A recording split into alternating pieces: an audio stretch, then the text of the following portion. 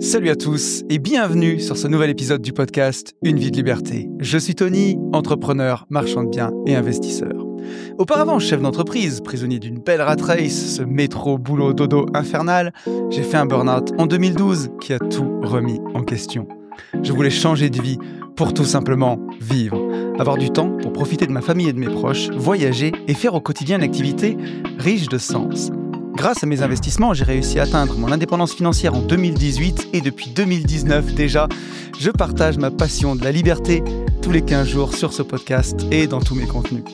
Je parle beaucoup d'argent et d'investissement, mais aussi de développement personnel avec parfois une pointe de philo, de dépassement de soi et surtout de ma passion, cette belle, chère et tendre liberté. Parce que même si l'argent est indispensable pour être libre dans ses poches, je suis convaincu que la liberté ne vaut rien si l'on n'apprend pas d'abord à être libre dans sa tête. Et si d'aventure vous désirez aller plus loin avec moi, je vous propose des livres, des coachings ainsi que des programmes de formation en ligne pour vous permettre d'accélérer votre route vers la liberté. Si vous voulez un avant-goût de tout ça, je vous ai même préparé une formation complète de plus d'1h20, totalement gratuite, qui s'appelle Les 4 piliers de l'indépendance financière.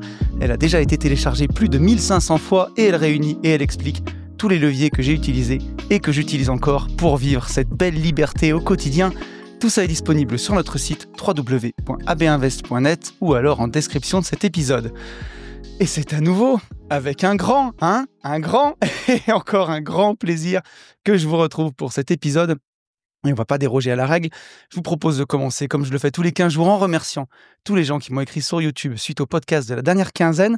Vous êtes un peu moins nombreux parce que j'enregistre ce podcast pas très longtemps, vous allez voir après la sortie de l'autre. Donc un grand merci à Tonio, Sylvie, Alpha, Clément, Johan, LCX, Simon et Yann. Mais encore une fois, merci à vous tous parce que vous m'avez permis d'alimenter la première rubrique du podcast avec des questions extrêmement intéressantes, donc ça va être vraiment très très cool. Nous sommes 5740 sur YouTube, j'ai un short qui a explosé, on a pris 40 abonnés dans la semaine, donc merci à vous tous. Et on arrive à 482 notes sur Apple Podcast, une note de plus. Donc voilà, n'hésitez pas, j'aimerais bien qu'on arrive à 500 notes pour ce podcast, ça serait quand même vraiment fantastique. Si vous avez un téléphone Apple ou un Mac, prenez le temps si vous pouvez le faire, de mettre une petite note, ça mange pas de pain et pour moi ça veut dire beaucoup. Et je vous rappelle que si vous voulez me contacter, le plus simple c'est encore de le faire sur Instagram, sur mon seul et unique compte Une vie de liberté avec la petite étoile bleue. N'hésitez pas à me rejoindre là-bas, j'y suis un peu moins présent en ce moment, je vais vous expliquer pourquoi. Mais voilà, j'essaie de partager en tout cas du contenu régulièrement. Et encore une fois, merci à tous ceux qui prennent le temps de liker, de commenter les épisodes. C'est grâce à vous que ce podcast peut vivre. On arrive à la première rubrique de ce podcast, la rubrique News. J'ai plein de choses à vous dire. À commencer par la première, c'est que je suis un peu excité ce matin. Je tourne pas le podcast du tout à mon jour habituel, puisque je pars en vacances la semaine prochaine. Donc j'enregistre ce podcast un dimanche matin. Je suis tout seul, je suis au bureau, je suis bien. On est vraiment entre nous. Donc on va pouvoir prendre le temps de faire ça, puisque voilà, je me prends une petite semaine de vacances en famille derrière, qui va faire beaucoup de bien. Donc un épisode un petit peu anticipé. Habituellement, j'enregistre le jeudi avant la diffusion de l'épisode le lundi. Là, je l'enregistre carrément une semaine avant qu'il sorte. Et voilà, donc, mais vous avez été très nombreux à répondre tout de suite, à m'envoyer plein de messages directement à la suite du podcast. Donc vous allez voir pour la rubrique retour sur le podcast précédent, on aura plein de choses à se dire. La deuxième chose dont je voulais vous parler dans ces news, c'est que suite au dernier podcast, je vous avais posé une question à la fin du dernier podcast. Qu'est-ce que vous voulez vraiment que votre business vous apporte dans votre vie ? Et c'est rigolo parce que vous allez voir que même quand je fais les podcasts sur les 5 commandements de l'entrepreneur libre, je suis pas non plus parfait. Et ça m'a même fait réfléchir en me disant, est-ce que dans tout ce que j'ai développé ces dernières années, j'ai pas perdu parfois, d'une certaine façon, un peu de liberté de ce que je cherchais au départ ? Et c'est rigolo parce que chaque chose que je fais indépendamment, elle m'apporte énormément, mais parfois tout mis en même temps dans la marmite, ça fait beaucoup et on peut arriver à perdre un peu de sens. Et ce qui s'est passé, c'est que ça vous a pas échappé pour tous ceux qui font de l'IMO. Ces 2 dernières années, elles ont été bien plus difficiles. Ce que je veux dire par là, c'est qu'en marchand de biens, on a connu des années exceptionnelles. 2019, 2020, même avec les événements qu'on a eus en 2020. 2021 et jusqu'à presque la fin de l'année 2022, c'était exceptionnel. On a connu des années hyper fastes.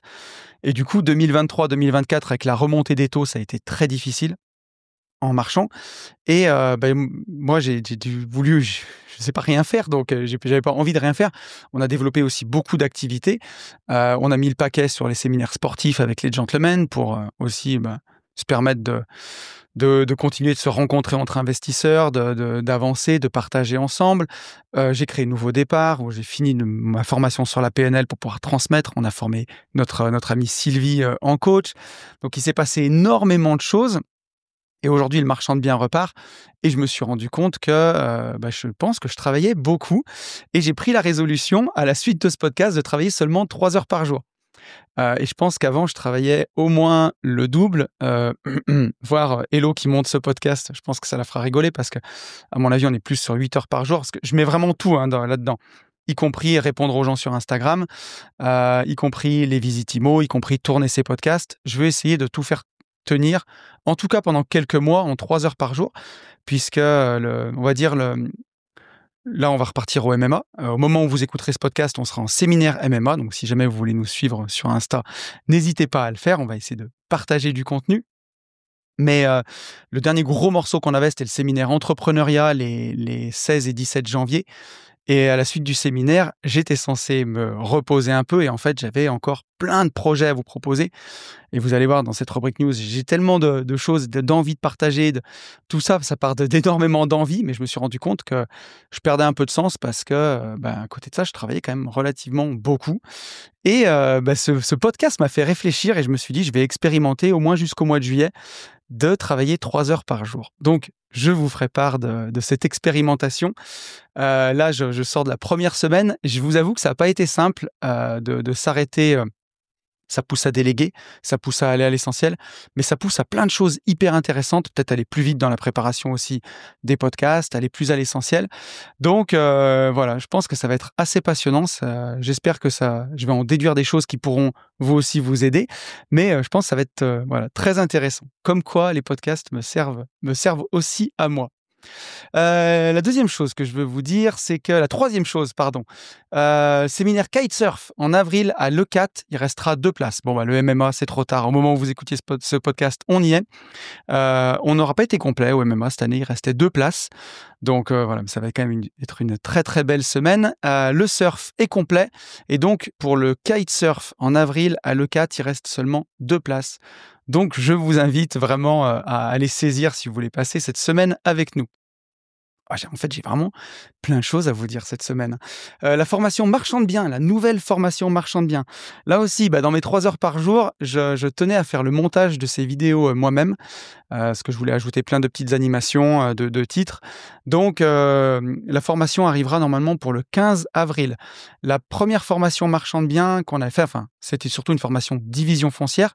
Je crois qu'il y avait à peu près un petit peu moins de 3 heures de contenu. Cette formation-là, je pense qu'on devrait arriver vers les 8 heures de contenu.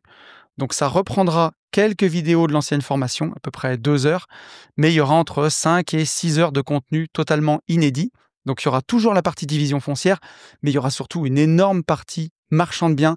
Ce sera une formation qui sera plus généraliste, tournée vers le marchand. Une toute nouvelle formation, du coup, où il y aura... Ça reprendra une petite partie des vidéos de la formation division foncière, notamment tous les fichiers d'analyse, puisque ces fichiers-là, c'est ceux qu'on utilise encore et toujours, qu'on n'a pas compliqué, qu'on a gardé tel quel. Donc, on ne voyait pas l'intérêt de compliquer les choses plus que ça. Par contre, il y aura énormément de retours terrain. On a filmé 7 opérations de marchand de biens de Mika. Nous, on va aller filmer nos opérations de division foncière. On va aller filmer aussi 3 opérations de marchand de biens qu'on a fait. Donc, ça sera orienté 100% passage à l'action et j'ai vraiment hâte que ça sorte. Il faut me laisser encore un petit peu de temps, justement, mais voilà. Vous avez compris, le mot d'ordre, c'est plus la quantité, mais c'est la qualité, c'est prendre son temps maintenant. Donc, c'est ce qu'on va faire ensemble. Ça arrivera quand ça arrivera. Normalement, pour le 15 avril, on y sera.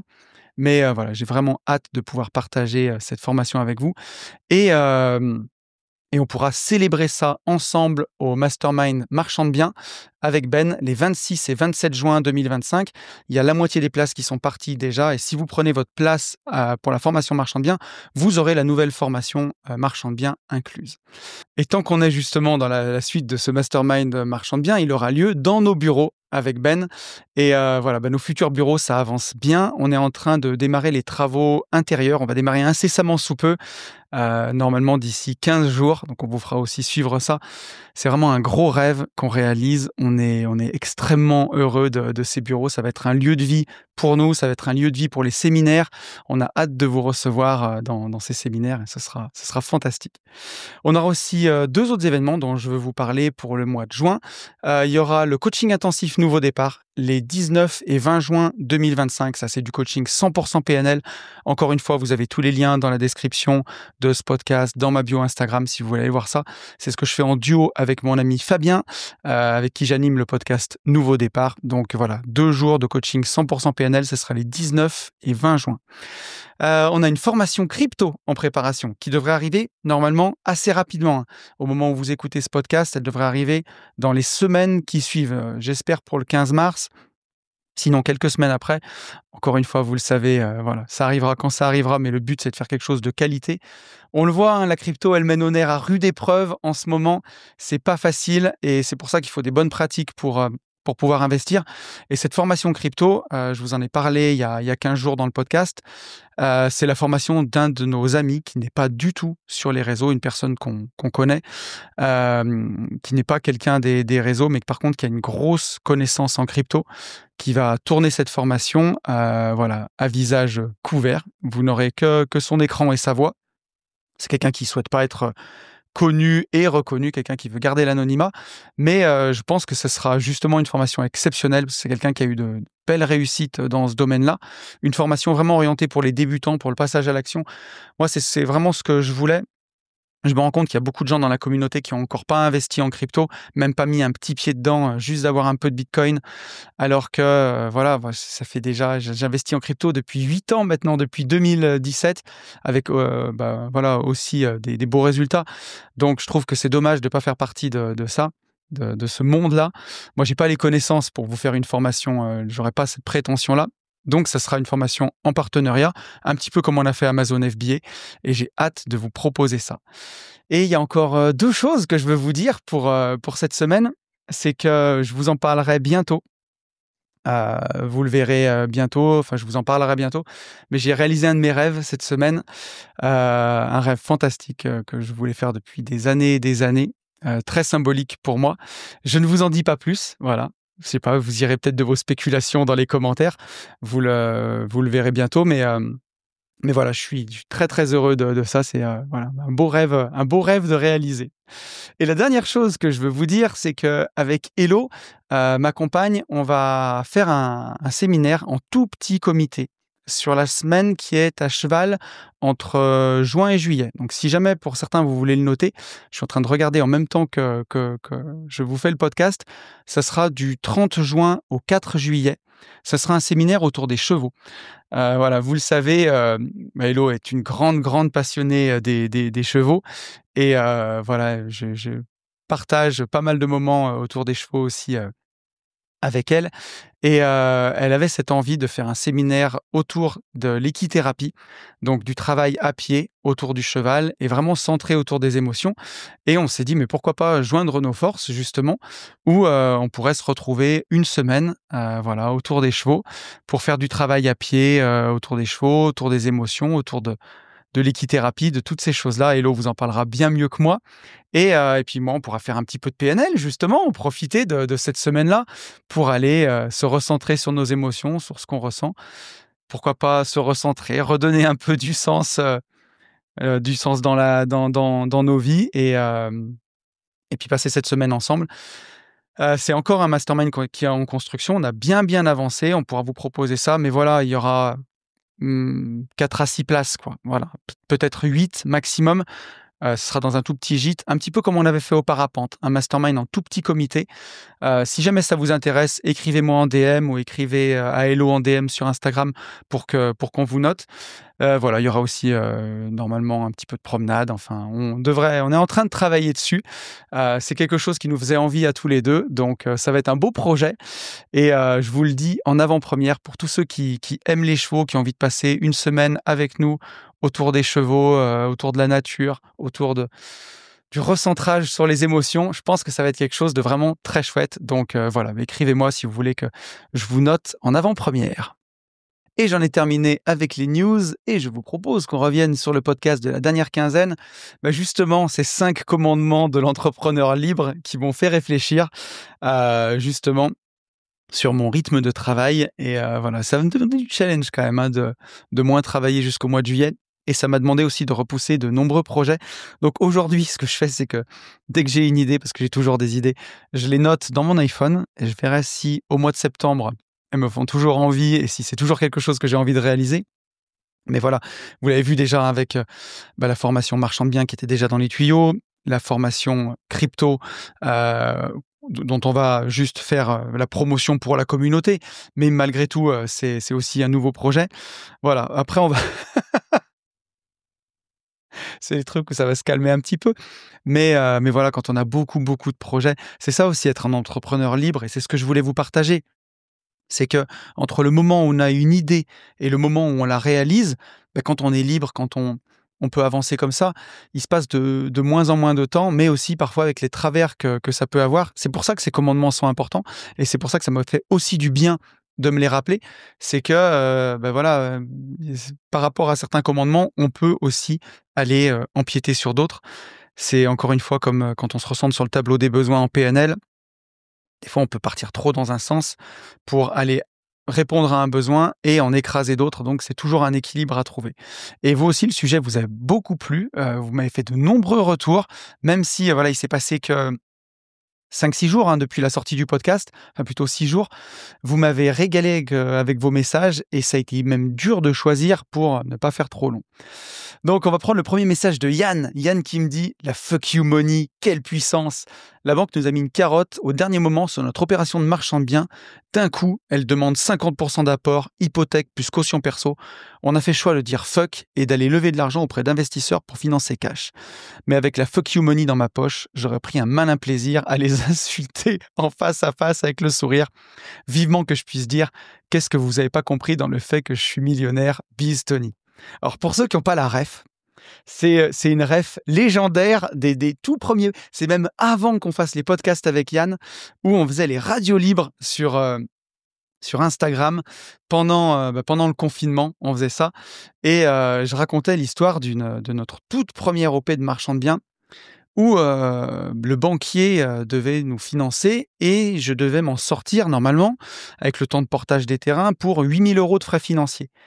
Et on avait réservé tous les terrains, on avait 8 terrains, tout était réservé et quelques semaines avant d'acheter, il me refait passer la lettre d'intention de financement et là, les frais de dossier avaient explosé, le taux avait explosé et on se retrouvait à passer et il y avait les frais d'hypothèque avaient explosé. On passait de 8 000 € de frais financiers à 16 000 et j'avais dit au banquier: «Mais en fait, c'est hors de question, quoi. Vous pouvez pas multiplier tous les frais par 2, je suis pas d'accord». Et il m'avait dit avec un sourire un petit peu narquois: «Ah OK, d'accord, mais si je vous finance pas, vous allez faire comment?» Et je lui avais répondu: «C'est quel mot que vous comprenez pas dans la phrase "je suis millionnaire"?» Ça, c'est de la punchline. Ah là là, quelle arrogance! Mais ça m'avait fait du bien ce jour-là et c'est ça la fuck you money. Donc bon après il y a plusieurs niveaux de fuck you money, hein. On peut l'avoir sur des trucs comme ça. Là, il y avait, à l'époque, il y avait 300 000 € à financer quand même pour le dossier. Donc on avait posé, ouais, je dis pas de gros mots dans Une vie de liberté, mais voilà, vous savez ce qu'on avait porté avec Ben et on avait posé 140 000 € sur la table exactement, chacun, pour faire l'opération de lotissement sur fonds propres à l'époque et c'est un très très bon souvenir pour moi. Et d'ailleurs, ce banquier m'en a pas voulu parce que j'ai rééchangé avec lui dernièrement et ça l'avait fait rire. Donc comme quoi, ça l'avait fait rire et il avait beaucoup aimé mon livre. Donc parce que je lui avais offert mon livre. Donc voilà, comme quoi il y a pas de rancune, mais ouais, effectivement, la fuck you money, c'est une putain de puissance. C'est aussi pour ça que il faut comment dire? C'est les gros sujets que j'ai eus, en ce moment, mais et vous allez voir dont on va parler dans le sujet de cette quinzaine sur l'exponentiel. Ça vaut vraiment le coup de se faire cette partie flat de l'exponentiel, cette traversée du désert parce que quand l'exponentiel explose, vous serez récompensé au-delà de vos espérances. Et voilà. Donc en tout cas, merci Yann, tu m'as bien fait marrer, tu m'as rappelé des bons souvenirs. On a un message de Sylvie. Sylvie, mon amie, notre coach PNL Nouveau Départ, légendaire, qui est exceptionnel. Je suis tellement fier de ce qu'on a réalisé avec Nouveau Départ et avec Sylvie en tant que coach. Je vous refais vite fait le topo, je ne vais pas y passer des heures, mais avec Fabien, on coachait tous les deux en PNL de notre côté. Et on se rendait compte que voilà, on avait beaucoup de demandes et on voulait pas, on pouvait plus répondre à tout le monde. Et Fab a formé Sylvie. Et aujourd'hui, Sylvie est une coach PNL incroyable et on a beaucoup de séances. Enfin, elle commence, elle était thérapeute manuelle et aujourd'hui, ça représente le coaching PNL quasiment la moitié de son activité, si je dis pas de bêtises. Donc voilà, avec des résultats qui sont super, des gens qui sont hyper contents de ce qui s'est passé. Et voilà, elle a toute ma confiance, elle le sait et c'est quelqu'un d'exceptionnel. Et Sylvie qui me dit « Superbement Tony » et surtout, j'ai beaucoup aimé le retour sur les commentaires du dernier podcast. Je tiens à préciser, pour répondre à la personne qui ne croit pas en la bourse, que j'ai 45 ans. J'ai commencé mon DCA il y a 3 ans et demi. 300 € par mois sur le SP500. À ce jour, mon PEA dépasse les 16 000 €, moi qui étais toujours à découvert et sans aucune éducation financière. Je lui souhaite de creuser le sujet et de passer à l'action. Et concernant ce podcast, compliqué quand on est entrepreneur de trouver la ligne à ne pas franchir pour ne pas trop travailler. Personnellement, mes revenus sont encore corrélés à mon temps de travail, patient, consultant. J'ai mon objectif mensuel de revenus, donc je taffe. Je comprends enfin que je dois trouver un revenu passif pour ne plus m'épuiser, mais avant cela, je peux réorganiser mon travail pour avoir un peu plus de jours off. Il faut trouver l'équilibre et se remettre en question pour ne pas se sentir prisonnier. Merci pour tes conseils. Et effectivement, ben voilà, quand on entreprend, quand on aime ce qu'on fait, et que pour une partie de notre activité, ça se résume à échanger son temps contre de l'argent, et c'est pas mal, hein. Moi encore, je coach encore, par exemple, pour certaines autres parties de mon travail, j'échange mon temps contre de l'argent, mais ben, on l'a vu dans les commandements de l'entrepreneur libre, ce qu'il faut, c'est avoir à un moment une partie de nos revenus qui est décorrélée de notre activité. Et ça peut être n'importe quoi, ça peut être des revenus locatifs avec de l'immobilier, ça peut être donner un petit séminaire le samedi devant plusieurs personnes pour démultiplier son temps. C'est toutes ces choses-là pour justement amener du revenu avec de l'effet de levier pour ne plus s'épuiser. Et Sylvie, tu es en plein dedans, je sais tout ce que tu prépares à côté, je sais tout ce que tu fais. Sylvie fait déjà de l'immobilier à côté, donc c'est tout des choses qui sont en train de se mettre en place. Et justement, je trouve ça passionnant de réaliser tout ça. Et je le disais, même moi encore, en faisant le podcast il y a de la dernière quinzaine, j'ai réalisé que par rapport à certains de mes commandements, ben, j'empiète et je me retrouve encore une fois à trop travailler par rapport en tout cas à ce que je veux dans ma vie. Et donc, c'est toujours bien de se remettre en question. Ça permet de régler les curseurs et c'est aussi comme ça qu'on avance. Donc encore une fois, bah, je félicite Sylvie et je te remercie pour ton message qui montre que voilà, même quand toi, et tu en avais déjà parlé, même sur le podcast Nouveau Départ, Sylvie n'avait pas une grosse éducation financière. C'est pas les modèles qu'elle a reçus dans sa famille. Et elle avait aussi parfois ces croyances que c'était impossible de gagner de l'argent. Bon, en tant que coach PNL, elle est passée au-delà de toutes ces croyances, mais les résultats le prouvent. Et c'est vraiment quelque chose qui fait du bien. Donc encore un grand merci à toi, ma petite Sylvie. On a un message de LCX qui nous dit: Salut tonton et merci pour ce podcast. La bourse, j'y crois, mais c'est sûr que c'est pas avec 50 € par mois investis dessus que ça va changer ta vie. Mais les petits ruisseaux font les grandes rivières, donc voilà. Encore une fois, croyance limitante, on va en parler. Tu nous dis avoir une somme à 7 chiffres en bourse, déjà bravo. J'espère un jour arriver à cela, mais j'en suis encore bien loin. Je voulais savoir si tu répartissais tes actifs entre différents brokers. Mon cœur balance entre 2 giros où je suis actuellement et où le choix d'ETF est large, ou Interactive Broker. Même si le broker fait faillite, les ETF sont censés être toujours là, mais quand même faut-il faire confiance au pays le plus endetté du monde, ou si on tombe dans la psychose, le premier pays d'Europe qui fera faillite, selon notre cher ami Charles Gave. Vu que De Giraud est à moitié allemand maintenant, sans tomber dans la psychose, je préfère passer à l'action. Merci pour ta réponse, à venir, et continue comme ça, Alex. Alors, mon petit Alex, ce que je peux te dire, c'est que déjà, si tu es en France, avant de se poser la question entre De Giraud ou Interactive Broker, l'idée c'est déjà d'avoir un PEA. Donc tu peux l'avoir chez Bourse Direct. Aujourd'hui, De Giraud, Interactive Broker, je ne suis pas sûr qu'ils proposent le PEA. quoique, je ne veux pas dire d'ânerie, mais je crois pas. Je pense qu'Interactive Broker était en train d'y penser. Je sais que Trade Republic le propose, mais voilà. Enfin, l'idée, c'est d'abord de commencer sur ton PEA. Alors bien sûr, ça peut faire peur de te dire, mais la France est le pays le plus endetté du monde, est-ce qu'ils vont pas nous prendre notre argent? Tu sais, même quand Lehman Brothers a fait faillite, les gens qui avaient de l'argent chez Lehman Brothers aux États-Unis n'ont pas perdu leur argent. La banque a été reprise en fait, hein. Elle a été rachetée par une autre banque et les gens ont eu leurs avoirs sauvés. Ça me paraîtrait complètement fou qu'on en arrive au point où l'État français saisisse les avoirs des gens. Ça serait vraiment la chute de la France, mais comme le Venezuela, comme l'Argentine. Donc, est-ce qu'on en arrivera là? Peut-être, hein, j'en sais rien. Encore une fois, ne mets pas tous tes œufs dans le même panier, mais l'idée, c'est de ne pas tomber dans la psychose, garder quand même un peu la foi.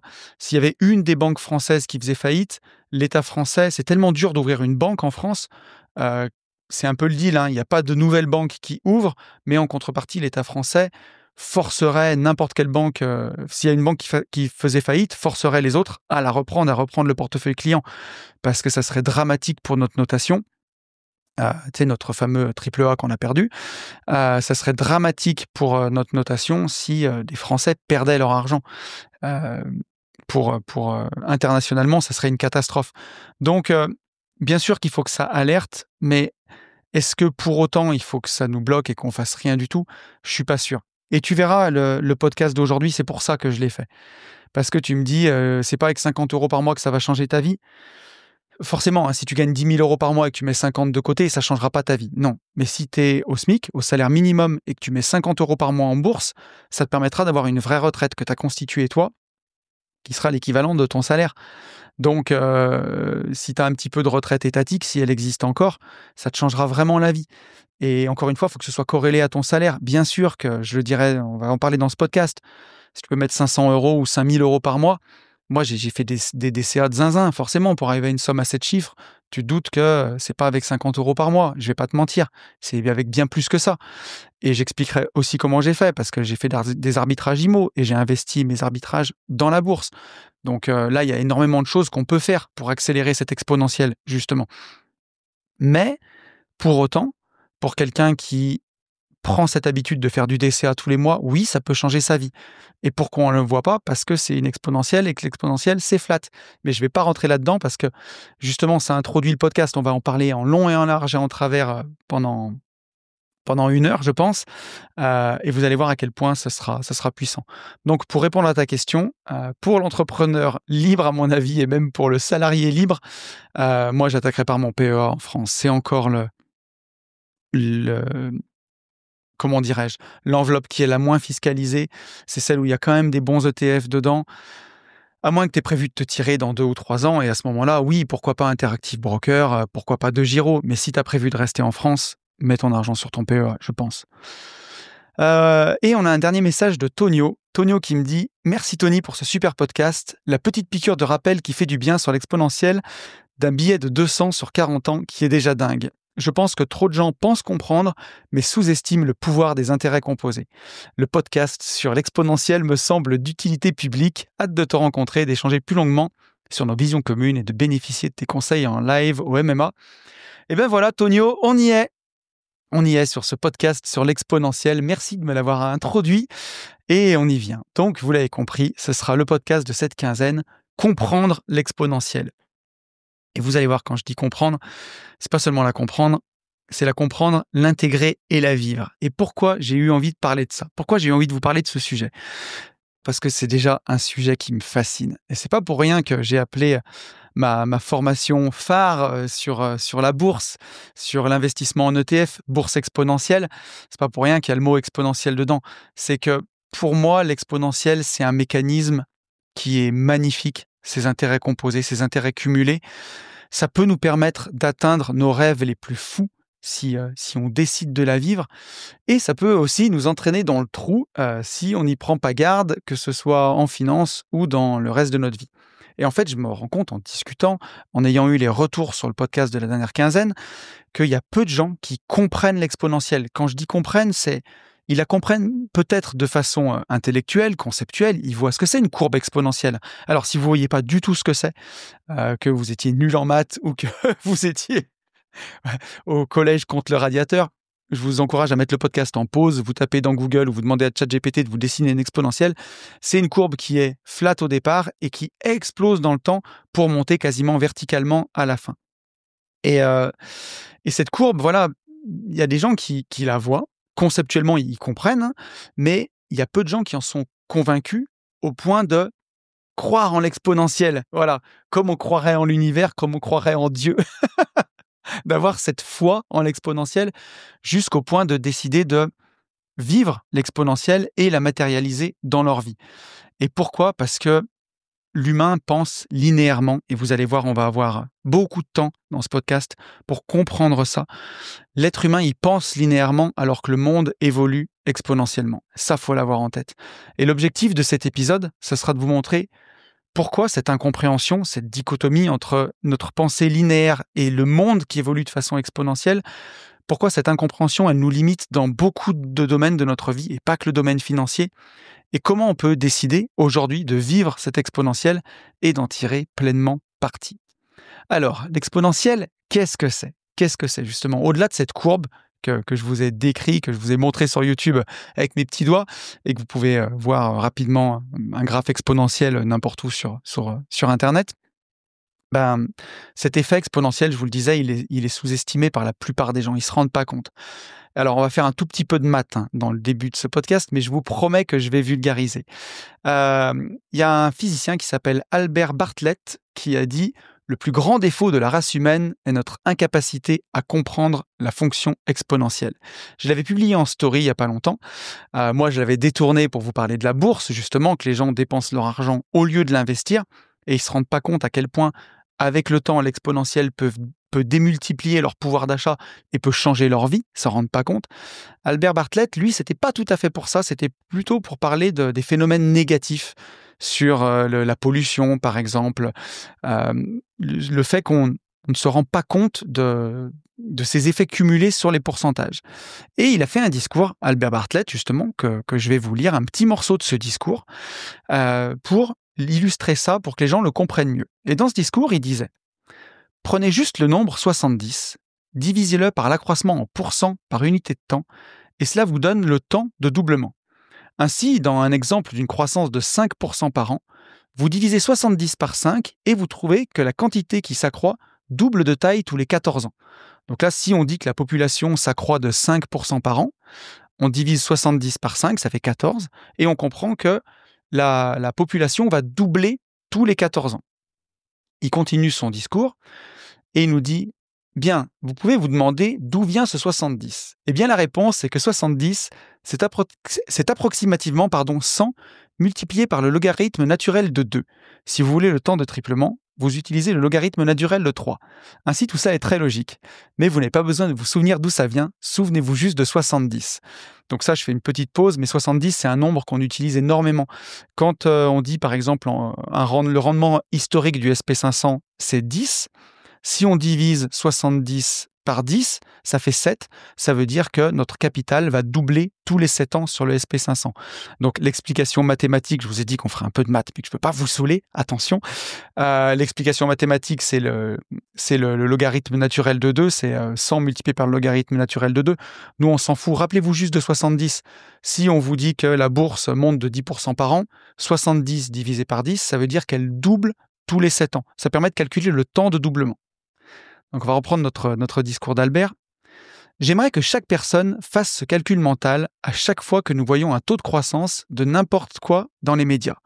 Par exemple, si vous voyez une histoire qui explique que les trucs ont augmenté de 7% par an depuis quelques-unes de ces dernières années, vous ne bronchez pas d'un cil. Mais quand vous voyez un gros titre qui dit que le crime a doublé en 10 ans, vous vous dites « Mon Dieu, que se passe-t-il ?» Ok, que se passe-t-il ?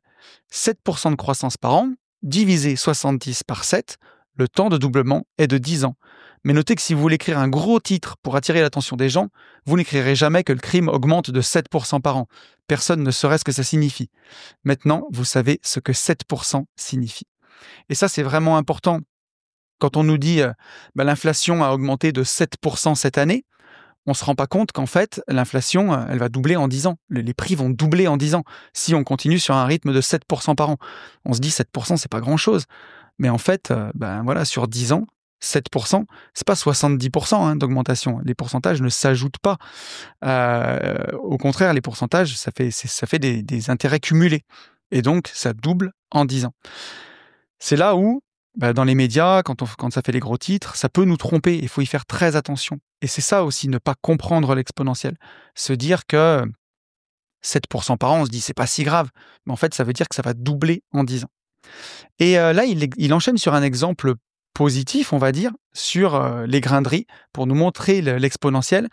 Et ça, c'est peut-être qu'il y en a beaucoup d'entre vous qui le connaissent, mais c'est une petite histoire qui est assez intéressante. Ça fait partie de ce discours d'Albert Bartlett qu'il avait fait, ce discours qui est très connu justement sur l'effet exponentiel. Donc, il enchaîne sur cet exemple des grains de riz. Et il nous dit: laissez-moi vous donner un exemple qui illustre à quel point l'exponentiel peut mener à des chiffres gigantesques avec un simple nombre de doublements. La légende raconte que le jeu d'échecs a été inventé par un mathématicien qui travaillait pour un roi. Ravi de cette invention, le roi lui dit: « Je veux te récompenser. Demande-moi ce que tu veux. » Le mathématicien humble répondit: « Majesté, mes besoins sont modestes. Je vous demande simplement ceci. Prenez mon échiquier et placez un grain de blé sur la première case. Sur la deuxième, doublez et mettez-en 2. Sur la troisième, doublez encore et mettez-en 4. Continuez ainsi en doublant à chaque case jusqu'à la dernière. Ça me suffira largement. » Donc vous imaginez un jeu d'échecs, un grain de riz sur la première case, 2 grains de riz sur la deuxième, 4 sur la troisième, 8 sur la quatrième, et ainsi de suite. Et le roi, amusé, accepta immédiatement. Quelle modeste demande, pensa-t-il. Je lui aurais offert une vraie fortune, et il ne veut simplement que quelques grains de blé. Mais voyons ce qui se cache derrière ce simple raisonnement. Au début, c'est insignifiant. Il y a 8 grains sur la quatrième case. Ce nombre s'obtient en multipliant 2 par lui-même 3 fois. 2 fois 2 fois 2 égale 8. Donc c'est 2 au cube. Sur chaque case, on applique la même logique. Sur la 64e case, le nombre de grains est donc de 2 exposant 63. Oui, je vous avais dit, on ferait un peu de maths. Et ce n'est que la moitié de l'histoire. Si on additionne tous les grains placés sur l'échiquier, on obtient du coup 2 exposant 64 moins 1 grain de blé. Mais ça vous fait une belle jambe. À quoi ça correspond exactement à votre avis? À une petite pile de riz dans cette pièce? De quoi remplir un entrepôt? De quoi recouvrir un pays sous 2 mètres de riz? Non, ça représente, et vous allez asseyez-vous bien, ça représente 400 fois la production mondiale de blé en 1990. Voilà ce que ça représente, ces grains de riz. Et ça pourrait même être plus que tout le blé jamais récolté dans l'histoire de l'humanité. Et tout ça en partant d'un seul grain. Alors oui, il m'a mélangé les grains de riz et les grains de blé dans mon histoire. Mais dans l'histoire, c'est avec des grains de blé. Je ne sais pas pourquoi je vous ai parlé de grains de riz, mais vous avez compris en tout cas. On part d'un seul grain de blé et à la fin, on arrive à 400 fois la production mondiale de blé en 1990. Juste sur un petit échiquier sur 64 cases, juste avec l'effet de doublement. Et tout ça en partant d'un seul grain. Donc, c'est complètement fou. Et voilà justement toute la puissance de cet exponentiel qui est complètement dingue. On commence tout petit, on double régulièrement et avant même de s'en rendre compte, on atteint des chiffres qui sont absolument vertigineux. Et notre cerveau est pas fait, on le verra tout à l'heure, mais il n'est pas fait pour penser comme ça. Juste un petit grain de blé qui devient 400 fois la production mondiale de blé. Le roi, dans notre histoire, était loin de s'imaginer ce que ça pouvait représenter, parce que bien sûr, on additionne toutes les cases, vous vous rendez compte? Donc c'est complètement fou. Et en fait, cette exponentielle, elle est partout autour de nous. C'est pour ça quand je dis que l'être humain pense de façon linéaire, mais que l'exponentielle, le monde évolue de façon exponentielle, c'est vraiment partout autour de nous. On l'a par exemple pour la technologie, pour les transistors. Peut-être que la loi de Moore, ça vous dit quelque chose. La loi de Moore, elle dit que la puissance des transistors a été multipliée par 2 tous les 18 mois. Alors, aujourd'hui, je crois que ça aurait tendance à être un petit peu moins vrai en raison de la miniaturisation qui atteint ses limites, je crois, si je ne dis pas de bêtises, mais ça s'est vérifié pendant des années et des années. Aujourd'hui, on l'a pour l'IA, par exemple, pour l'intelligence artificielle, l'automatisation aussi. On a une évolution qui est qui est fulgurante des modèles. Aujourd'hui, avec GPT-4, c'est complètement fou et c'est rien par rapport à ce qu'on aura demain. On l'a aussi avec les robots. Je me rappelle, il y a encore quelques années, il y a peut-être une quinzaine d'années, les robots, on était au balbutiement. Aujourd'hui, quand on voit les usines Tesla, à la fin de l'année, elles seront équipées entre 5 à 10 000 robots humanoïdes qui vont travailler. Donc c'est complètement fou. Bien sûr, en économie, en finance, avec les intérêts composés, la croissance des grandes fortunes, sans rien faire, qui continue de croître parce qu'ils captent la valeur qui est créée grâce au capital. On peut le voir dans notre vie quotidienne aussi, dans nos habitudes, dans le sport, par exemple. Quelqu'un qui fait du sport tous les jours, s'il s'améliore de 1% par jour, bon là c'est un peu tiré par les cheveux, mais 1% par jour, ça fait pas 365% par an. Ça fait fois 38 en un an pour ce même mécanisme. Et on le voit sur les petites habitudes qu'on a, on en parlera aussi dans ce podcast, mais si vous voulez mincir, si vous voulez perdre 4 ou 5 kilos, il vaut mieux s'y prendre 3 mois à l'avance avec des toutes petites habitudes et des tout petits bons choix chaque jour que de s'y prendre 15 jours à l'avance et de s'affamer. Parce que ça ne fonctionnera pas. Vous allez perdre surtout du muscle et pas de la graisse. Vous allez faire un effet yo-yo énorme. Et on voit que un corps en bonne santé, c'est pas un sprint, c'est un marathon. C'est que des petits choix et des bons choix à faire à chaque fois. On va avoir le temps d'en reparler de tout ça. Et au final, l'être humain pense de façon linéaire, mais l'exponentiel est partout autour de nous. Et notre problème, c'est ça. C'est qu'on sous-estime toujours la vitesse d'accélération d'un phénomène dans le sens positif comme dans le sens négatif. Et même pour la bouffe, on va se dire « c'est pas grave, je mange une pizza ce soir. » Et puis le lendemain « c'est pas grave, j'ai la flemme, je mange un burger. » Et puis le jour d'après, même je suis invité, je fais un Uber Eats. Et à la fin de la semaine, on se rend pas compte, mais on a grossi. Et si on continue à se laisser aller comme ça, un burger isolé, une pizza isolée, c'est rien du tout. Mais l'effet cumulé de tout ça fait que on va grossir, on va être en moins bonne santé, et ainsi de suite. Et c'est exponentiel tout ça. Et justement, on y arrive. Pourquoi les gens ne comprennent pas cet effet exponentiel? Pourquoi l'être humain? Pourquoi nous tous, on a du mal avec ça? Et c'est tout simplement parce que notre cerveau, il est juste pas fait pour ça. Et ça, c'est scientifiquement vrai. C'est vraiment bien documenté, que ce soit en psychologie cognitive, en neurosciences. Notre cerveau, il est câblé pour comprendre des relations de cause à effet immédiates, c'est la pensée linéaire, et pour sous-estimer tous les effets cumulatifs qui seraient cette pensée exponentielle, justement. Et la première raison de tout ça, c'est d'abord un héritage évolutif. Ça vient de l'évolution. On descend de primates qui ont dû se défendre. Et même si aujourd'hui on a beaucoup évolué, quand on a des iPhones et qu'on a des MacBooks, on est encore un peu foutu avec tout ça. Et on a des instincts qui sont là. Et notre cerveau, il a été optimisé avec l'évolution pour la survie immédiate. Nos ancêtres, ils vivaient dans un monde où la survie, elle dépendait de réactions rapides. Je vois un danger, soit je fuis, soit j'attaque, soit je me fige, mais ça c'est une autre histoire. Mais voilà, il fallait agir tout de suite. Et le cerveau humain, il a évolué justement pour identifier des relations immédiates. C'est-à-dire, je mange cette baie, je me sens mal, je peux mourir, et pas des relations qui peuvent être complexes ou retardées. Par exemple, je mange mal pendant 10 ans, j'augmente mes chances d'avoir un cancer, par exemple. Et c'est ce qui fait que notre cerveau a ce biais où, justement, c'est le court terme qui va primer. Et parce qu'à l'époque, dans un environnement où la nourriture, où la sécurité était précaire, anticiper un gain futur, ça n'avait pas beaucoup d'avantages. On ne se projetait pas comme ça. Et cette première raison, elle nous entraîne justement sur la deuxième raison, qui est un biais de linéarité. En fait, notre cerveau, il va projeter naturellement, du coup, des tendances linéaires. Par exemple, si je marche à 5 km/h, je marche pendant 1 heure, en 10 heures, j'aurais fait 50 km. Ça, on arrive à le projeter. Si une entreprise croît de 10% cette année, j'imagine qu'elle fera 10% l'année d'après, 10% l'année d'après, et qu'en 7 ans, elle aura fait 70% et pas 100%, c'est-à-dire x2, à cause de l'effet cumulé. On a du mal à se le mettre en tête.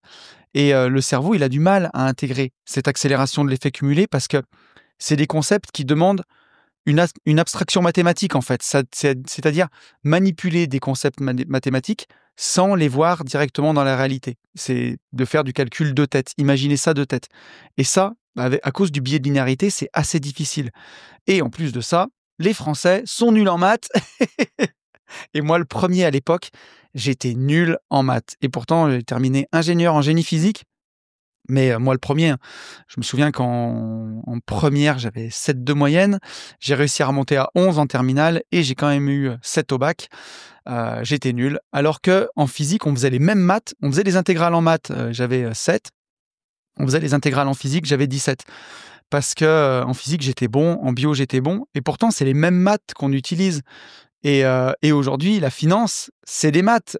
Souvent, c'est implacable hein, quand je parle de l'exponentielle et que ça me fascine. C'est des maths, c'est implacable. Mais aujourd'hui, je pense que j'y ai trouvé du sens et c'est pour ça que ça me plaît. Et d'ailleurs, ça me fait rigoler parce que j'aide souvent en maths ma fille qui est en première. Et à l'époque, j'avais 7 de moyenne en première. Et aujourd'hui, je ne sais pas en vieillissant que je suis devenu plus intelligent. Mais je crois que comme j'y trouve du sens et que ça m'intéresse, c'est devenu beaucoup plus facile pour moi.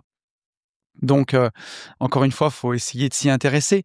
Mais voilà, ça ne nous aide pas, le fait de ne pas être bon en maths. Et encore une fois, je jette la pierre à personne parce que j'étais le premier à être nul. Mais ce, ce biais d'être nul en maths et de dire, de toute façon, j'y comprendrai rien, fait que dès que je dis exponentielle, et d'ailleurs, on verra hein, les résultats d'écoute de ce podcast, ce que ça donne. Il y a peut-être des gens qui, parmi vous, ne voient pas ce que c'est qu'une exponentielle, ne sont pas allés chercher sur Google quand j'ai dit allez voir à quoi ça ressemble, parce que c'est des maths, j'y comprends rien, ça me saoule, laisse-moi tomber ça. Et qui pensent vraiment comme ça. Et je trouve que c'est dommage parce que, encore une fois, comprendre l'exponentielle, ça va se traduire dans votre vie par plus d'argent, une meilleure santé, une meilleure forme physique, toutes ces choses-là, de comprendre que l'effet cumulé a des conséquences positives ou négatives. Mais voilà, encore une fois, ça demande de faire cet effort-là, de se battre un petit peu contre ce biais de linéarité et intégrer vraiment l'effet cumulé. La troisième raison qu'on a, c'est le biais du présent. Et c'est justement ce biais, ça découle tout de la même chose, hein, mais le biais de gratification immédiate. Ou, à cause aussi de tout ça, on va privilégier un petit plaisir immédiat plutôt qu'un gros gain futur. Exemple, dépenser 100 balles maintenant plutôt que acheter 100 balles d'ETF pour avoir plus dans le futur. Et ça, c'est vraiment dû à notre rapport au temps, le rapport qu'on a au temps. L'effet exponentiel, il met vraiment du temps à être visible. Quand vous allez mettre 50, 100 euros en bourse tous les mois, vous n'allez pas avoir des millions tout de suite, hein. Il faut du temps, il faut vraiment du temps. Ça met du temps. Cette exponentielle, elle a une partie qui est flat et qui dure longtemps. Mais une fois que l'effet exponentiel il est lancé, il est massif. Et à cause de ce biais de gratification immédiate, de ce biais du présent, ben, cette partie flat de l'exponentielle, elle est perçue par la plupart des gens comme déprimante. C'est trop long, c'est trop chiant, il se passe rien, ça nous saoule. Et du coup, on préfère pas le faire. Et on n'y va pas alors que c'est ce qui peut faire que dans le futur, on peut avoir des gains énormes. Parole d'un mec qui a commencé il y a presque 20 ans maintenant et qui aujourd'hui vit l'exponentiel. Je regrette pas ce que j'ai fait. C'est sûr que bien sûr, ça demande de différer sa gratification, mais dans le long terme, ça paye énormément. Et ce qui est paradoxal dans tout ça, c'est que notre rapport au temps, lui aussi, il est exponentiel. Et ça, on s'en rend pas compte, mais pourtant, ça nous frappe tous. Parce que plus on avance dans la vie, moins une année de plus, elle nous paraît longue par rapport à ce qu'on a déjà vécu.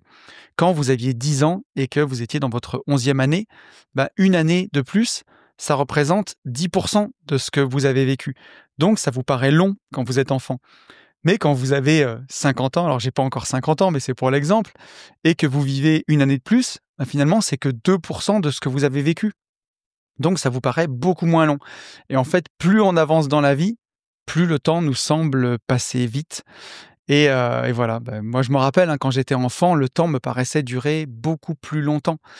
Et c'est ce qui fait que quand on n'a pas préparé son exponentielle, le temps passe vite et on a l'impression que on a pris trop de retard. Et la bonne nouvelle, c'est que quand on prépare son exponentielle, quand on est dans la partie haute de l'exponentielle, elle s'accélère aussi au fur et à mesure que notre perception du temps s'accélère et on a l'impression que ça va quand même un peu plus vite, quoi. Donc voilà, je voulais en parler de ce rapport au temps où justement il faut y faire attention. Notre rapport au temps n'est pas linéaire. On ne vit pas les années de la même façon qu'on les vivait quand on était enfant. Bien sûr que les secondes, elles s'écoulent de la même façon, mais notre perception en est complètement différente. C'est pour ça que ça demande vraiment un effort mathématique, un effort intellectuel de penser cette exponentielle, d'essayer de ne plus penser de façon linéaire, Mais c'est difficile. Et quand on le fait pas, quand on continue à penser comme ça, justement, quand on subit ces biais, pourquoi c'est un problème, clairement? Parce que ça va nous faire énormément de bêtises. Comme par exemple dire, investir 50 euros par mois, ça sert à rien. C'est useless. Ça, c'est quand on n'a pas compris l'exponentiel. C'est quand on se dit, ouais, ça fait 10 ans que je le fais et ça n'a pas beaucoup monté.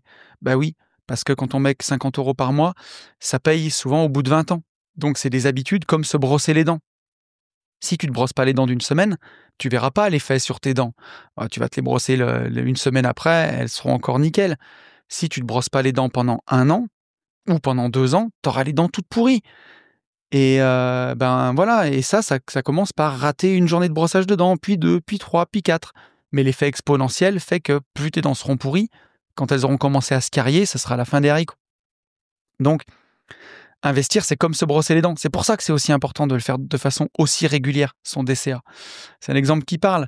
Je le disais, cet effet linéaire, il nous pousse à vouloir perdre du poids en 2 semaines après des années de laisser aller. On se dit, en général, on peut perdre 1 kilo par semaine. Si j'ai 10 kilos à perdre, faut que je m'y mette au moins 4 mois à l'avance. On peut arriver à perdre 10 kilos en 15 jours. Bourama le fait quand il fait ses combats. Ça s'appelle du cutting. Mais voilà, il les reprend. Alors bon, c'est pas la même chose, vous avez compris. C'est du cutting de sportif, mais les kilos sont repris en quelques jours. Et si vous voulez perdre 10 kilos en 2 semaines, il suffit d'arrêter de manger. Vous allez rester gras, vous allez perdre du muscle, et quand vous allez remanger, vous allez être encore en plus mauvaise santé qu'avant, vous allez peut-être reprendre plus de poids. Ça nous fait faire ce genre de bêtises. Et pourtant, il y a beaucoup de gens, alors j'ai pris un exemple extrême, mais il y a beaucoup de gens qui le font, vouloir perdre 3 kilos en une semaine. Et ce biais de linéarité, il nous pousse aussi à faire des erreurs comme croire qu'on peut rattraper une retraite non préparée dans les 10 dernières années de sa vie et s'y mettre à 55 ans. Je dis pas que c'est impossible, ça va être beaucoup de travail. Donc voilà. Et ça, tout se fait qu'on ne comprenne pas l'exponentiel. Là, je vous ai donné quelques exemples de problèmes, mais ça a des vraies conséquences dans la réalité et des conséquences bien plus graves que ce que vous pouvez imaginer. La première conséquence de ne pas comprendre l'exponentiel, par exemple, c'est le système de retraite français, qui est dramatique. Là, ça illustre une profonde incompréhension de l'exponentiel. La retraite par répartition à la française versus la retraite par capitalisation à l'américaine, par exemple, ou avec des caisses de retraite privées. Aujourd'hui, il faut bien se le dire, j'en parlais dans le dernier podcast, mais on peut refaire un petit sujet là-dessus. Aujourd'hui, c'est les actifs qui financent pour les passifs, pour ceux qui sont à la retraite. C'est-à-dire que quand vous pensez cotiser pour votre retraite, en fait, vous cotisez pas. Vous le donnez à ceux qui sont à la retraite. Aujourd'hui, on prend à Julien pour donner à Gérard. Et quand on fait ça, on condamne les générations actuelles. Et on ne produit pas non plus de richesse. C'est vraiment, on considère que c'est un jeu à somme nulle. Je prends à Pierre pour donner à Paul. On ignore la création de richesse, on ignore l'effet cumulé, on ignore tout ça. Et finalement, qu'est-ce qu'on fait? C'est qu'on oppose des générations. Et il y a des générations, les générations des jeunes, et c'est la réalité, ils ont l'impression de se faire aspirer leur capital par les aînés, alors que dans un système qui fonctionne, on devrait aller à l'inverse. Je vous en ai parlé plusieurs fois dans ce podcast, le rappeur qui dit « je vais acheter la villa pour la maman ». C'est pas à toi d'acheter la villa pour la maman. Toi, tu es là pour donner de l'argent pour tes enfants. C'est comme une fontaine de champagne dans un mariage. C'est rempli par le haut et on déverse sur le bas. Moi, mes parents ont pris soin de moi. Bien sûr que quand je dis prendre soin de ses parents, ça c'est de la morale personnelle, de ne pas mettre sa mère dans un EHPAD ou alors lui payer un bel EHPAD dans sa fin de vie, toutes ces choses-là. S'il a manqué un petit peu, ou bien sûr que ça, c'est plus un devoir moral de prendre soin de ses parents. Mais quand on a bien gagné, l'idée, c'est d'offrir des meilleures conditions pour les générations futures plutôt que de refaire monter l'argent d'un étage. Si tu achètes la villa pour la maman, est-ce que tu t'occupes vraiment de tes enfants derrière? Est-ce que tu as, à moins d'avoir énormément d'argent, mais est-ce que tu as les moyens de le déverser sur les générations futures? Et cette mentalité-là, de retraite par répartition, en fait, elle condamne les générations futures. C'est-à-dire qu'on prend à Julien, ça c'est Victor Ferry qui le disait, pour payer la croisière Costa de Josiane. Et il y a vraiment une génération qui a l'impression qu'elle paye pour ses aînés, alors que ça devrait être l'inverse. Ça aurait dû être les aînés qui auraient dû faire fructifier le capital pour donner à la nouvelle génération les meilleurs moyens de s'épanouir. Et au contraire de ça, quelque part, on les vampirise. Alors bien sûr que les anciens qui sont à la retraite en ce moment, ils disent « vous êtes bien gentils, je l'ai mérité, j'ai cotisé ». En fait, ils ont payé pour les autres. Donc, ils pensent que c'est légitime que les jeunes veuillent payer pour eux. mais c'est attendre quelque chose en retour. C'est pas parce que toi, tu l'as fait pour les autres que les autres doivent le faire pour toi. Question qui fait mal un peu, hein, on va pas se mentir. Alors que dans un système par capitalisation, où chacun s'occupe de soi, ça c'est de l'individualisation, c'est de la responsabilité individuelle, c'est le contraire du collectivisme et du communisme à la française. On va pas revenir là-dessus, on en a beaucoup parlé dans le podcast d'il y a un mois, mais l'effet pervers qu'on voit pas, c'est qu'on siphonne une génération. Et, euh, et du coup, l'effet de ça, c'est que ça oppose des générations qui ont l'impression de se faire siphonner par le capital, par leurs aînés, alors qu'un système qui fonctionne, ça devrait aller à l'inverse et que ça devrait être aux plus anciens d'aider la génération qui démarre. Et moi, au-delà de ça, mais c'est mon avis personnel, pour moi, c'est criminel de condamner une génération avec une dette à payer pour la précédente. Ça doit être à chacun de prendre soin de soi pour sa propre retraite. Et moi, personnellement, je refuse de participer à ce système. C'est pour ça que ma retraite, je l'ai fait tout seul, avec la bourse, avec l'immobilier. C'est pour ça que j'ai pu la prendre à 37 ans. Et parce que je me suis occupé de moi, en fait. Et j'ai refusé de sacrifier mes gosses et les gosses des autres à leur dire qu'il va falloir payer pour moi. Mais voilà. Voilà en tout cas ce que j'en pense. L'effet pervers de ne pas comprendre l'exponentiel, il va jusque-là pour ce ressentiment des jeunes qui critiquent les boomers en disant les boomers nous siphonnent. Et c'est pas qu'une impression, c'est la réalité. Alors bien sûr, les boomers vont dire nous on a payé pour les autres, mais voilà ce qui se passe. Et récemment, j'ai vu une interview de notre président Macron qu'on appelait le Mozart de la finance quand même, qui débunk la retraite par répartition et il disait mais écoutez, si quelqu'un a qui débunk la retraite par capitalisation et qui disait: «Mais écoutez, quelqu'un qui aurait mis, justement, au lieu de donner, si Julien, au lieu de donner 500 € tous les mois à Gérard, a mis 500 € de côté sur un compte» et qu'à sa retraite, au bout de 40 ans, la bourse, elle chute de 40. Comment il fait? Oui, mais enfin, si Julien, il a fait x8 sur son capital, bon, bah, il se retrouve qu'en x5, la belle affaire, c'est déjà pas si mal.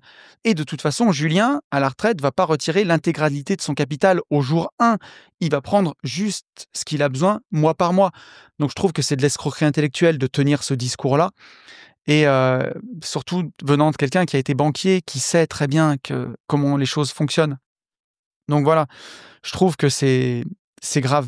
Et, euh, et justement, ben, ignorer cette exponentielle, comme je viens de le donner dans cet exemple, ça donne une vision qui est faussée du risque. La crypto, alors je ne vais pas parler de la crypto, j'ai parlé de Bitcoin. Bitcoin, on dit que c'est risqué, mais peu importe le moment où tu as investi dans Bitcoin, 4 ans après, Bitcoin valait plus cher que 4 années avant. Ça, c'est une réalité. Si on le détient longtemps, Bitcoin a toujours été plus haut en prix. Et en bourse, sur une détention en moyenne de 7 ans, même dans les plus grandes périodes de crise, même entre l'an 2000, le pic de l'an 2000 jusqu'à 2013, que les marchés vraiment dépassent, bah là, sur une période de détention de 7 ans en moyenne, tu es en gain sur le SP500, corrigé de l'inflation. Et encore une fois, là-dessus, investir en DCA, c'est-à-dire investir tous les mois le même montant, ça aide à lisser les points d'entrée et ça réduit encore ce risque. Donc les gens ont une vision faussée du risque parce qu'ils ne comprennent pas l'exponentiel. Et ça, pour moi, ça démontre une profonde incompréhension des lois qui régissent le monde, hein. On a parlé de la loi de Moore tout à l'heure, on le voit avec l'IA, on le voit avec l'effet cumulé sur le capital, avec la bourse. Et ça, même dans les plus hautes sphères, j'ai l'impression qu'on ignore volontairement ou involontairement, hein. C'est c'est exponentiel. Donc ça, c'est la première chose, le premier exemple que je voulais vous donner. Le deuxième, je vous le disais, on pense court terme. Et ça, pour moi, c'est dramatique. Pendant que les pays libéraux, aujourd'hui, comme les États-Unis, hein, comme Dubaï, comme Singapour, comme autant de pays comme ça, comme la Corée du Sud, ils construisent le monde de demain. Nous, on se concentre vraiment sur des épiphénomènes et ça se traduit énormément à l'échelle individuelle, tout ça. Quand je voyais qu'ils avaient posé la question à Sandrine Rousseau il n'y a pas longtemps, en lui disant lui demandait ce qu'elle pensait des progrès de l'intelligence artificielle, et elle dit, au lieu d'aller mettre de l'argent là-dedans, quand Macron avait annoncé qu'il allait attraper 100 milliards d'investissements, bien sûr, c'est pas assez, mais c'est déjà bien. Je vais pas faire non plus du French bashing. C'est déjà cool qu'il s'occupe de ça et qu'il le fasse. Elle disait, s'il y a il y a des vrais problèmes, il y a des gens qui n'ont pas à manger. Je veux pas faire de la démagogie, mais en France aujourd'hui, quand même, c'est un des pays qui redistribue le plus au monde. Si en France des gens n'ont pas à manger, Enfin bref, c'est de la démagogie. Voilà, c'est ce que je veux dire. C'est de la démagogie. On va s'occuper de faire de l'IA alors qu'il y a des gens qui ont besoin maintenant. Mais en fait, c'est ignoré profondément. Alors bien sûr, derrière ChatGPT, derrière ces innovations-là, c'est de la puissance de calcul. C'est ce qu'il faut voir. Ça nous permet de faire des calculs pour guérir des cancers plus tard. Bien sûr qu'il faut mettre de l'argent là-dedans. C'est ce qui nous permettra de vivre plus vieux, plus longtemps, en meilleure santé. Et pendant que ces pays libéraux y construisent le monde de demain, ils ont conscience de l'exponentiel. Nous, on se concentre sur des épiphénomènes, je vous le disais, et ça se traduit à l'échelle individuelle, même jusque pour les gens, avec la logique salariale, par exemple, c'est-à-dire, j'échange mon temps contre de l'argent, je pense vraiment linéairement, je pense à la semaine, au mois, versus une logique comme celle dont on parlait dans le podcast sur les 5 commandements de l'entrepreneur libre, une logique de création de produits, d'effets de levier, d'investissement, d'investir en bourse, d'investir dans l'immobilier.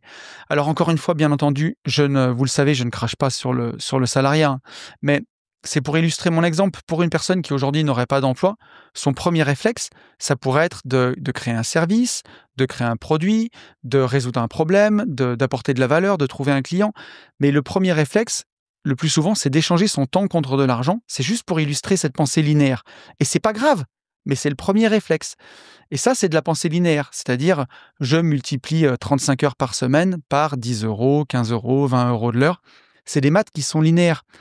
Et moi, je me suis fait percuter quand j'ai lu L'autoroute du millionnaire à 36 ans, où justement, MJ de Marco, il nous dit que ça, c'est l'enrichissement lent, celui qui dépend de notre temps. Et la voie rapide, c'est la courbe exponentielle. En investissant, on se détache de ce cycle parce qu'on va créer de l'exponentialité sur nos revenus et de l'effet cumulé. Et à ce stade du podcast, je peux reprendre le commentaire de Gaël qu'on avait eu la semaine dernière, qui nous disait « Dire à tout le monde qu'on peut devenir riche en bourse avec 50 euros par mois, c'est des mensonges, un simple calcul de coin de table peut le vérifier. » Au-delà du commentaire de Gaël, qui est une insulte pour les maths, qui est une insulte pour l'exponentiel, à laquelle je vois culte, c'est une croyance limitante, c'est une croyance court terme qui le condamne à la pauvreté. Ça le condamne à la pauvreté. Bien entendu que tu vas être riche à hauteur de ce que tu as investi, mais on l'a dit, si tu mets 50 euros par mois avec un rendement de 10% annuel pendant 40 ans, à la fin, ça représente 318 000 euros. Et avec la règle des 4%, ça te donne un SMIC mensuel, sans toucher à ton capital, pour seulement 24 000 euros investis. Alors oui, tu ne seras pas indépendant financièrement à 10 000 euros par mois, mais tu gagneras déjà ce que tu mets 35 heures à gagner chaque mois en échangeant ton temps contre de l'argent. Et ça, c'est déjà prodigieux. Alors bien sûr que l'idée, c'est plutôt de mettre 500 euros par mois plutôt que 50, et pourquoi pas 5 000 si on le peut.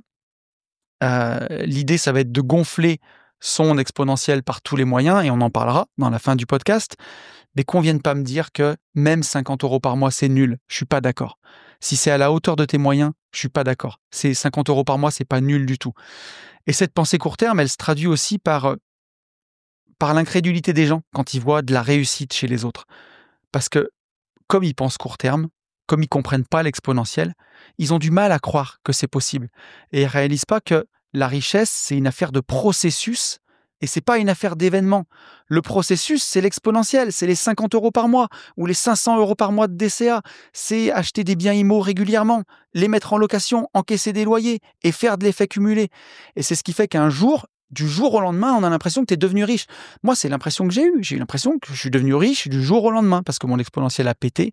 J'ai fait des arbitrages et ça a commencé, mes efforts ont commencé à payer. Ça a mis 15 ans pour payer, mais ça a payé. Et c'est aussi pour ça que le loto, il a autant de succès.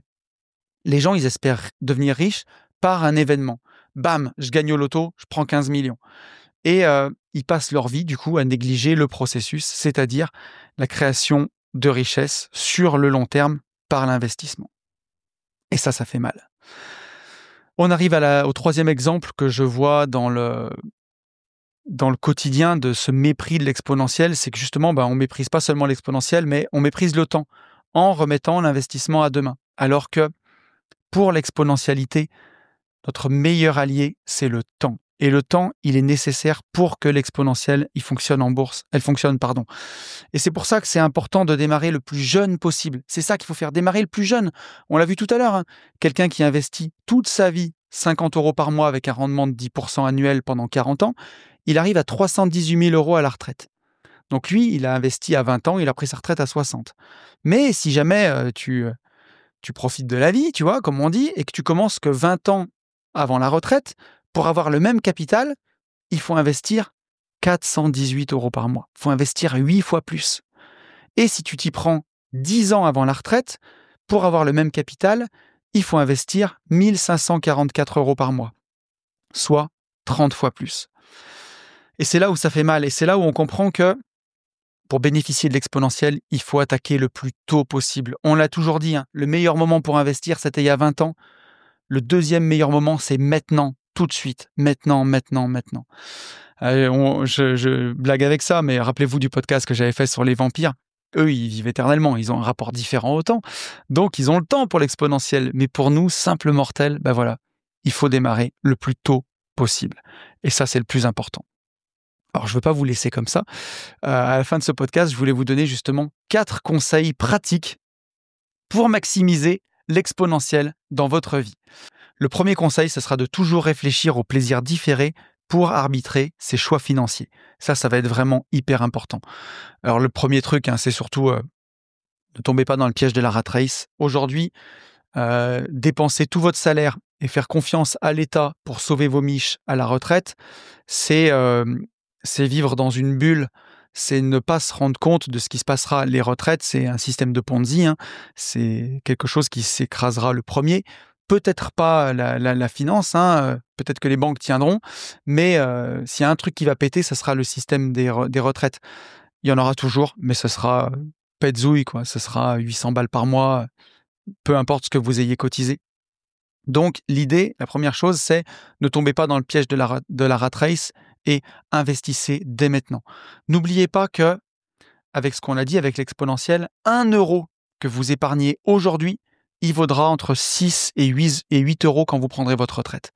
Donc, dites-vous que chaque fois que vous dépensez 10 balles, c'est pas 10 balles que vous dépensez, c'est 50 ou 80 pour la retraite, pour le futur. Donc ça, c'est quelque chose à vraiment avoir en tête. Et c'est pour ça qu'il faut privilégier ce plaisir différé de faire fructifier son capital pour pouvoir un jour vivre sur vos intérêts.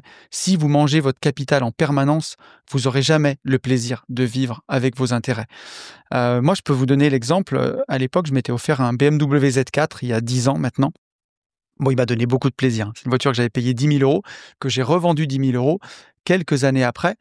Mais le coût de cette voiture, je l'ai gardée 3 ans, c'est pas vraiment 10 000 €, parce qu'à l'époque, j'ai regardé, si j'avais investi 10 000 € sur le SP500, j'aurais eu 16 000 €. Donc le coût de cette voiture, c'est pas vraiment 10 000, puisque je les ai récupérés, mais c'est au moins 6 000 €, les 6 000 € de différence que j'ai eu entre les deux. Alors bien sûr, tout n'est pas une affaire d'argent, et on vit qu'une fois, il faut aussi se faire plaisir. Mettez de l'argent dans ce qui vous plaît, vraiment, ça c'est important, pas pour impressionner la galerie. Mais voilà, aujourd'hui, je peux me faire plaisir avec des voitures de sport et j'arrive à les financer avec les intérêts de mon capital. C'est pas mon capital directement qui va travailler. Et quand vous avez atteint ce stade-là, vous êtes vraiment sur l'exponentiel et vous ne touchez plus à votre capital. Vous pouvez vous rémunérer sur vos intérêts et c'est ça qui est fantastique.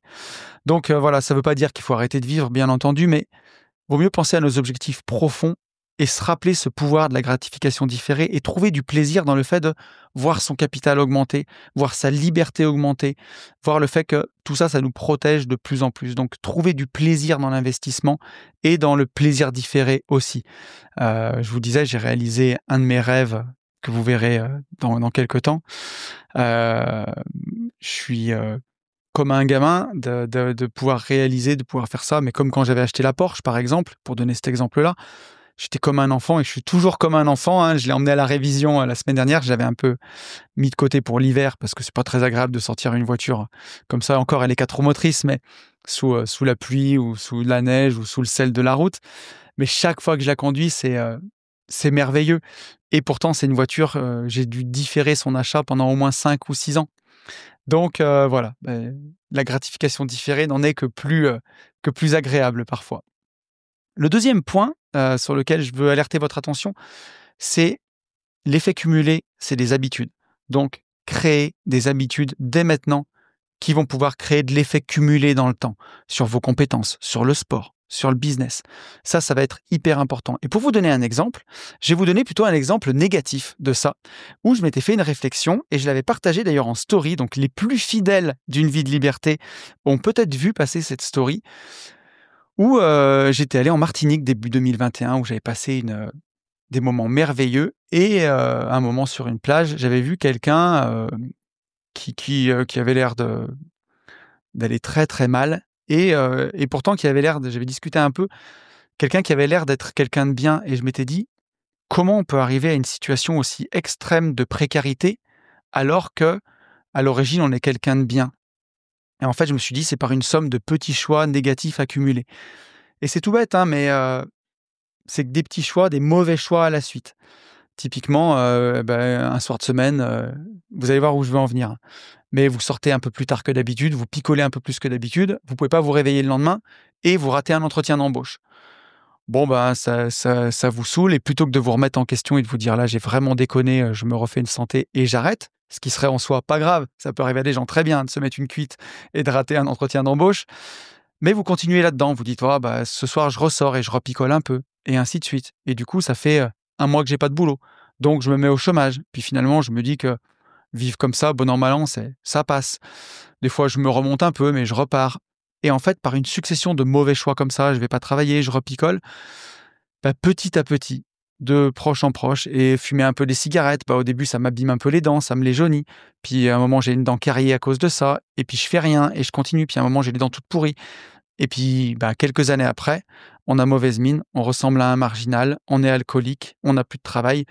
Et finalement, c'est pas arrivé, encore une fois, du jour au lendemain, hein.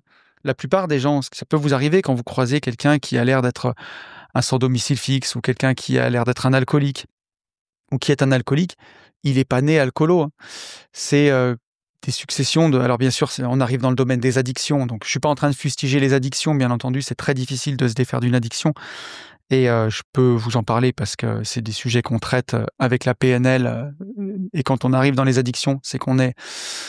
Ça fait longtemps qu'on se respecte plus et qu'on est descendu dans les strates de ses besoins, donc c'est très très difficile d'en revenir. Mais je veux illustrer par là que, encore une fois, c'est une affaire de processus, ça, et pas une affaire d'événement. On spawn pas un matin alcoolique, dépressif, ou drogué, ou marginal. C'est une succession de mauvais choix et d'accidents de vie, bien entendu. Ça, c'est pour vous illustrer le côté négatif. Mais tout ça, ça peut être aussi vertueux dans le positif, bien plus que ce que vous imaginez. Si vous faites, vous voulez mincir et qu'à midi, vous faites poisson, légumes, vapeur, c'est trop bien. Et une fois, ça va vous faire aller un tout petit peu mieux. Mais si vous faites ça pendant des mois, en tout cas des semaines et peut-être des mois, vous allez avoir un corps physique d'Apollon, vous allez être incroyable. Si vous faites du crossfit à côté, ça va être zinzin. Et il suffit pas de le faire une seule fois. Si vous le faites une fois, puis que vous vous donnez bonne conscience et que le lendemain c'est burger, bah, vous équilibrez un peu la balance, mais vous irez pas vers le meilleur que vous pouvez donner. Et l'idée, c'est que plus on travaille, justement, plus c'est facile et plus on va loin.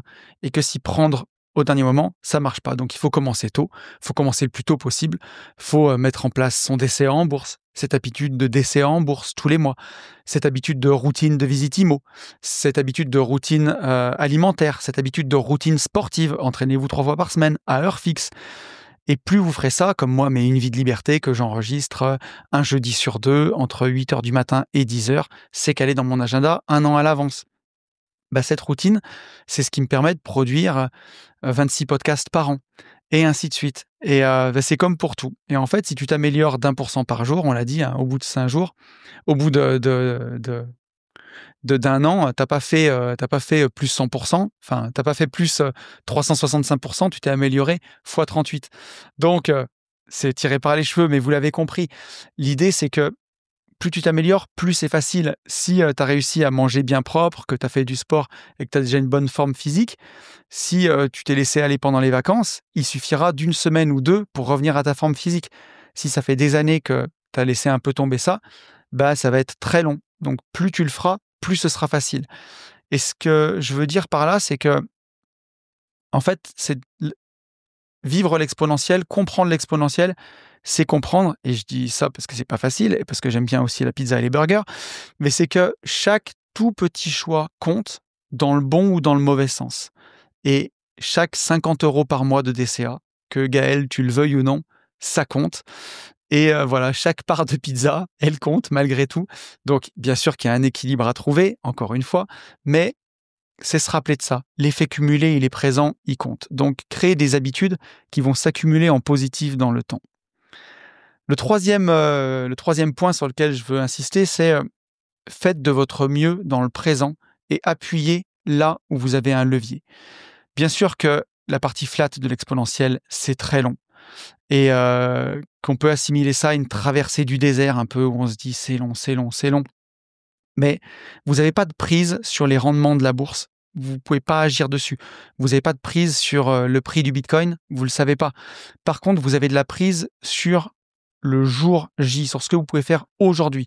Et notre business, notre travail, nos investissements au jour le jour, là aussi où on échange notre temps contre de l'argent, ça nous permet de faire accélérer l'exponentiel.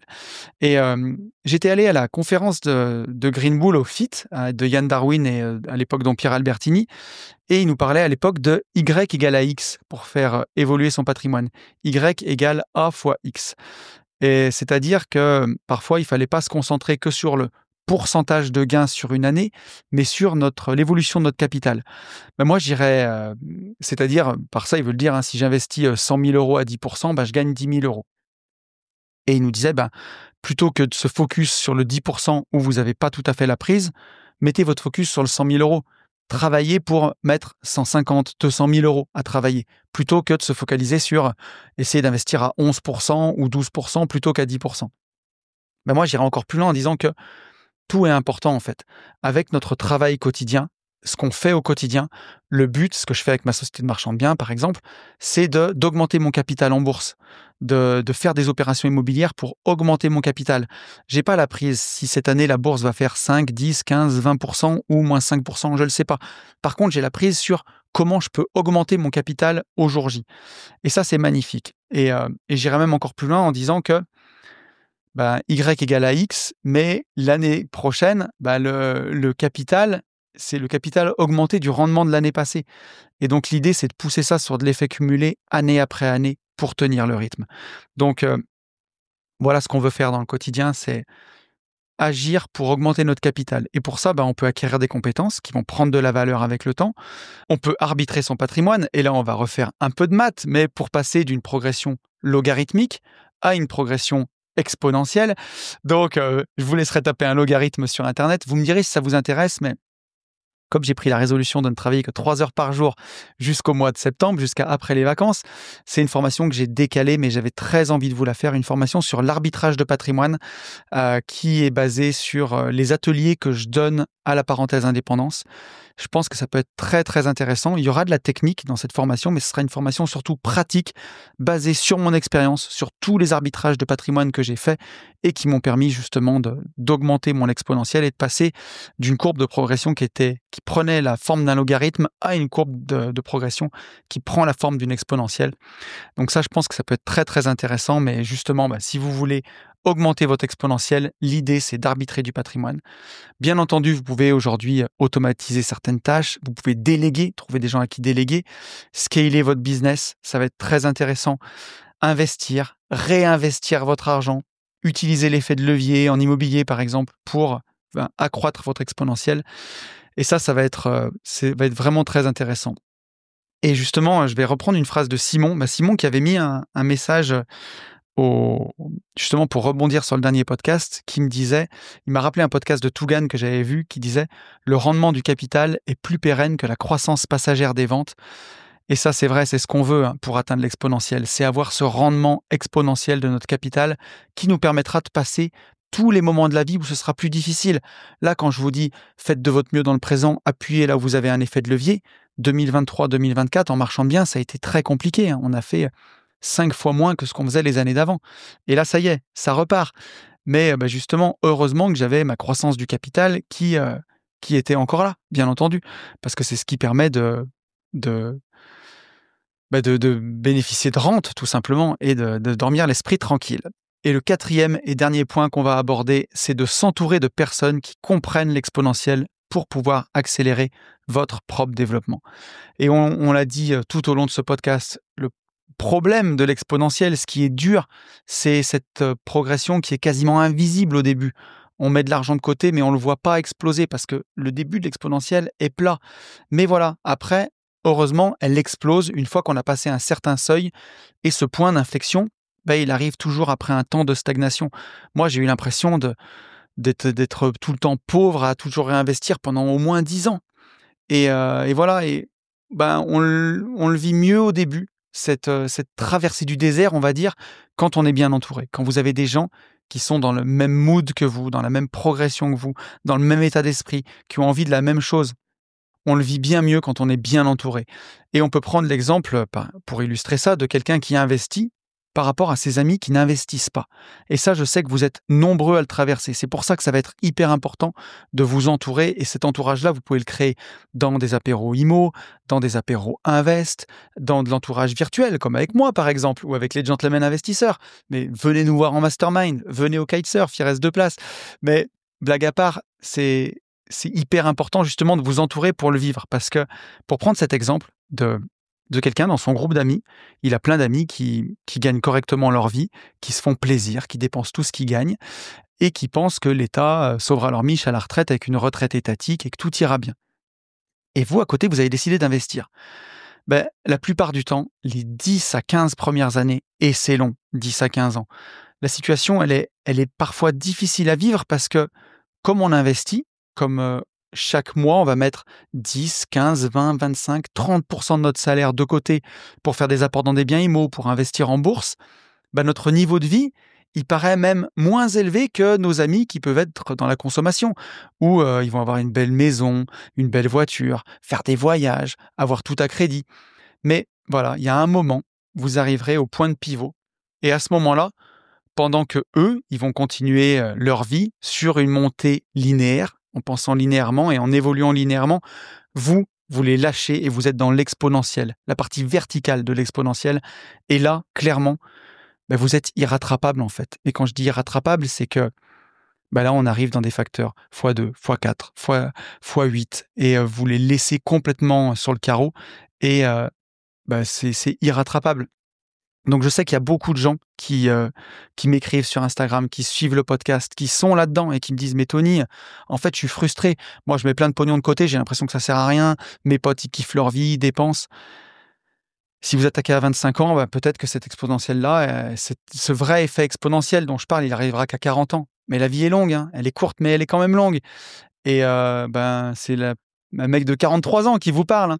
Et pour le vivre, c'est fantastique. Quand vous n'avez plus le souci financier dans votre tête, vous êtes vraiment libre. Donc voilà, ça en vaut la peine. Mais comme il y a cette partie de traversée du désert, que c'est difficile, entourez-vous bien. Entourez-vous de gens qui pensent comme vous, qui avancent comme vous.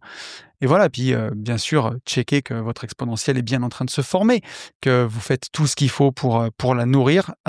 Mais je me fais pas beaucoup de soucis si vous avez appliqué tout ce qu'on a dit dans ce podcast. Et on arrive déjà à la conclusion de cet épisode. Et en conclusion de cet épisode, j'ai envie de vous dire que tu peux choisir de suivre la voie classique, avancer lentement, pas après pas, ou embrasser la puissance de l'exponentiel et atteindre des sommets que tu n'aurais jamais cru possible. Le choix est entre tes mains. Chaque petit pas que tu fais aujourd'hui n'est pas juste un pas. C'est une graine que tu plantes et dans quelques années, cette graine deviendra un arbre immense que personne ne pourra plus ignorer. Ne sous-estime jamais la force du premier pas. Ce qui semble insignifiant aujourd'hui peut être la plus grande révolution de ta vie demain. Alors commence maintenant, ajuste ta trajectoire, lance cet effet boule de neige. Parce que quand tu vivras l'exponentiel, rien ni personne ne pourra t'arrêter. Je vous souhaite une belle semaine, je vous retrouve ici dans 15 jours et d'ici là, je vous souhaite le meilleur et vous le savez, je vous souhaite, par-dessus tout, de vivre libre.